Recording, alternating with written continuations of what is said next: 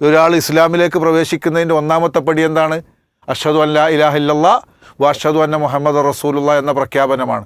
പിന്നെ നമസ്കാരമാണ്, പിന്നെ നോമ്പാണ്, പിന്നെ സക്കാത്താണ്, പിന്നെ ഹജ്ജാണ്. അതേപോലെ തന്നെ ഈമാൻ കാര്യങ്ങളായി അതിൻ്റെ അർക്കാനുകളായി എണ്ണിപ്പഠിപ്പിച്ച കാര്യങ്ങളുണ്ട്. ഇതൊക്കെ സ്വീകരിക്കുന്നതിലൂടെ ഒരാൾ മുസ്ലിമാകുന്നത്, ഒരാൾ മുഅ്മിനാകുന്നത്, വിശ്വാസിയാകുന്നത്.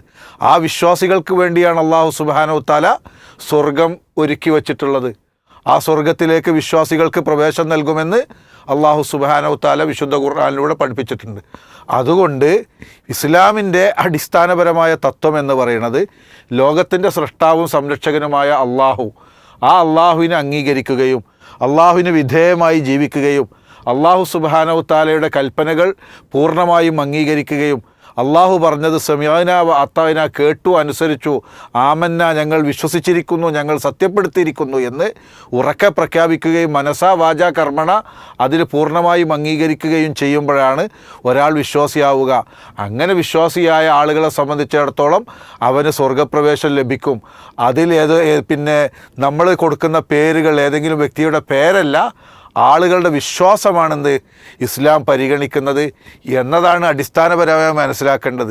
ഇദ്ദേഹം ആളുകൾക്കിടയിൽ കുത്തിത്തിരിപ്പുണ്ടാക്കുന്നതിന് വേണ്ടി ഇങ്ങനെ ഓരോരുത്തരുടെ പേരെടുത്ത് പറഞ്ഞുകൊണ്ട് അവൻ സ്വർഗത്തിലും ഇവൻ നരകത്തിലും, ഇതൊന്നും നമ്മളോട് അല്ലാഹു സുബ്ഹാനഹു തആല ആരെയാണ് സ്വർഗത്തിലാക്കേണ്ടതെന്നോ നരകത്തിലാക്കേണ്ടതെന്നോ ഉള്ള ഉത്തരവാദിത്വമൊന്നും നമ്മളെ ഏൽപ്പിച്ചിട്ടില്ല. നമ്മൾ നമ്മുടെ സ്വർഗപ്രവേശം ഉറപ്പുവരുത്താൻ അല്ലാഹു സുബ്ഹാനഹു തആലയും പ്രവാചകൻ സല്ലല്ലാഹു അലൈഹി വസല്ലമയും പഠിപ്പിച്ച കാര്യങ്ങൾ നിർവഹിക്കാനാണ് നമ്മളോട് ആവശ്യപ്പെട്ടിട്ടുള്ളത്.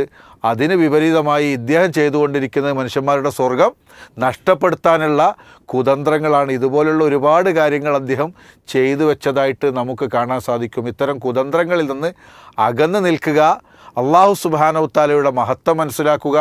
അവൻ റഹ്മാനാണ്, റഹീമാണ്, പരമകാരുണ്യവാനാണ്, കരുണാനിധിയാണ്, എല്ലാ രൂപത്തിലും നീതിയോടുകൂടി പിന്നെ സൃഷ്ടികളോട് പെരുമാറുന്നവനാണ്. അള്ളാഹു പറഞ്ഞത് വമൻ യഅമൽ മിസ്ഖാല ദർറത്തിൻ ഖൈറൻ യറാ എന്നാണ്.